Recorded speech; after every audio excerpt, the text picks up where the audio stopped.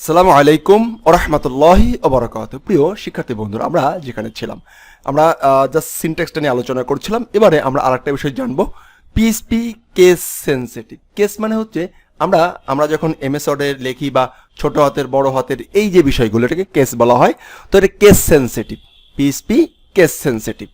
And আরেকটা বিষয় আমরা জেনে নিব হলো যে কি লাইন শেষ করতে হলে অবশ্যই সেমিকোলন, এটা বলছি মনে রাখতে হবে।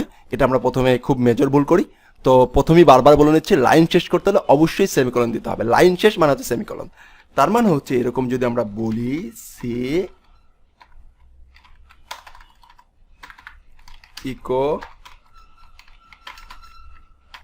মহান সেমিকোলন, আবার ইকো, দেন টেস্ট, আবার সেমিকোলন। লাইন শেষ মানে হচ্ছে সেমিকোলন, লাইন শেষ মানে হচ্ছে সেমিকোলন। এই বিষয়টা প্রথম অবস্থায় আমরা খুব বেশি ভুল করার চেষ্টা করি, সেজন্য আমি বারবার এটা বলতেছি, লাইন শেষ, স্টেটমেন্ট শেষ মানে হচ্ছে সেমিকোলন। আর একটা বিষয় মনে রাখতে হবে, পিএইচপি হচ্ছে কেস সেনসিটিভ। কেস সেনসিটিভ মানে হচ্ছে যেমন সে এখানে আমরা কেস সেনসিটিভ, যদি আমরা এখানে কেস সেনসিটিভ দুইটা বিষয় খুব মনে রাখতে হবে। একটা হচ্ছে যদি পিএইচপির রিজার্ভ কোনো কিওয়ার্ড থাকে, পিএইচপির রিজার্ভ কোনো কথা থাকে বা কোনো ফাংশন থাকে, কোনো নাম থাকে, কোনো কিওয়ার্ড থাকে, সেই কিওয়ার্ড কিন্তু কেস সেনসিটিভ না। তার মানে হচ্ছে আমরা যদি কখনো ইকো এভাবেও লিখি তাহলেও কাজ করবে। দেখি কাজ করে কিনা। ফাইন, এটা কাজ করে কিনা। আমি আমার মতন করে ইকো লিখলাম, বড় হাতের ই দিলাম আর ছোট হাতের অন্যগুলো দিলাম। এবার দেখে রান করে কিনা একটু চেক করি। দেন রান করছে, ফাইন। আবার আমি একটু স্টাইলিং করে ই ছোট হাতে দিলাম, সি বড় হাতে দিলাম, এইচ বড়, আবার এটা আমি লিখলাম আর কি, আমার মতন করে আমি লিখলাম আর কি। বাট ইকোটা আছে কিনা, আল্লাহ, ফাইন। এখন এই উপরের এই ইকোটা অফ করে দেই, এই ইকোটা দেখে রান করে কিনা। কিন্তু হাদি ভাই আপনি বললেন যে পিএইচপি কেস সেনসিটিভ, তাহলে আমি তো ইচ্ছা মতন দিচ্ছি, সেগুলোতে রান হচ্ছে। ইয়াস, আমরা নিজেদের ভিতর থেকে যদি কোনো কিওয়ার্ড লিখি বা কোনো শব্দ লিখি, সেইগুলো কেস সেনসিটিভ। তাহলে আমরা নিজেদের ভিতরে কি লিখবো এইটার একটু পরেই বলছি, তারপর সাধারণ একটু বলে নেই, যেহেতু কেস সেনসিটিভ বলেই ফেলছি। তো এই নিজস্ব যে কিওয়ার্ডগুলো থাকবে, রিজার্ভ কিওয়ার্ড থাকবে, সেই কিওয়ার্ডগুলো কখনোই কেস সেনসিটিভ না, যে কোনোভাবে লিখলেই চলবে। বাট আমরা আমাদের কাজের প্রয়োজনে, যেমন সে ইকো হাদি জামান, আমার নামটা লিখলাম, আমার নামটা লিখলাম, এইটা ইকো করে কিনা একটু চেক করে দেখি। হ্যাঁ, ইকো করতেছে, ফাইন। এই জিনিসটাকে আরেকটা ভাবে এটা ডিক্লেয়ার করা যায়, এইটাকে বলা হয় ভেরিয়েবল। ভেরিয়েবল হচ্ছে আমার তথ্যগুলোকে স্টোর করে রাখবে।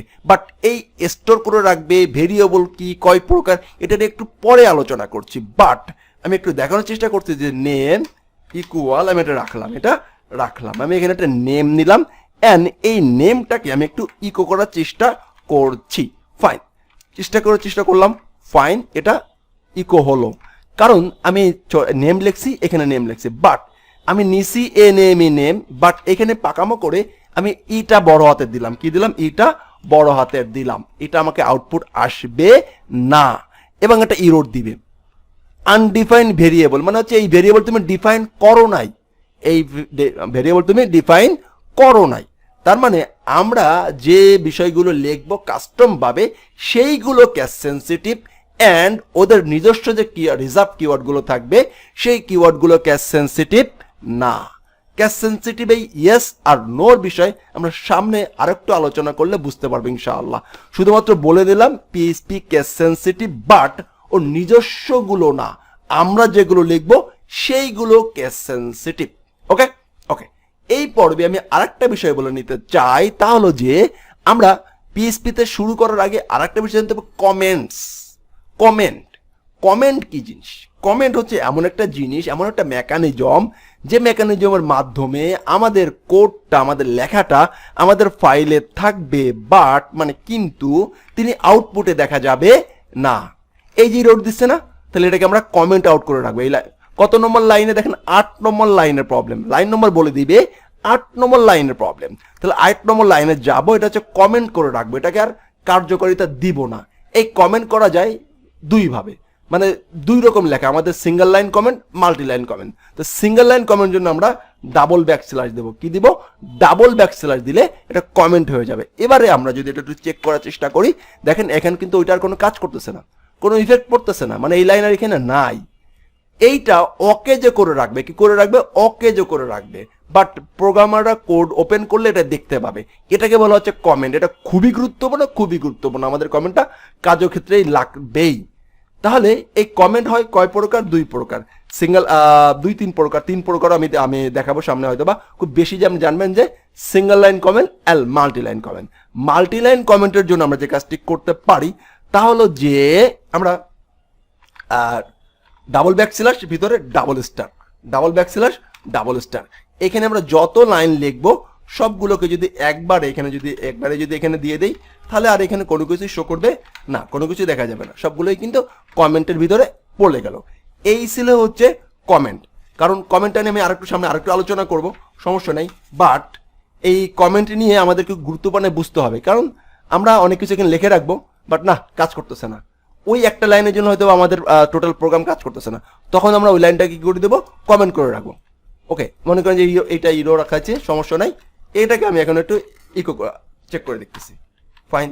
এখন এইটাকে আমি যদি ইকো করলাম, আমার 12 নম্বর লাইনের প্রবলেম, কত নম্বর লাইনের প্রবলেম দিছে, 12 নম্বর লাইনের প্রবলেম। 12 নম্বর লাইনে আসলাম, আমি বুঝি না, মনে করেন এটাকে আমি কমেন্ট করে রাখলাম, সিঙ্গেল লাইন, ডাবল ব্যাকস্ল্যাশ মানে হচ্ছে সিঙ্গেল লাইন কমেন্ট।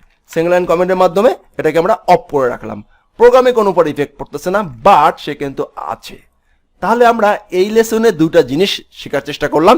একটা হচ্ছে PHP কেস সেনসিটিভ বাট নিজস্ব কিওয়ার্ডের না, অ্যান্ড আরেকটা হচ্ছে প্রোগ্রামিং ল্যাঙ্গুয়েজের মোস্ট একটা কমন জিনিস, তাহলে হচ্ছে কমেন্ট।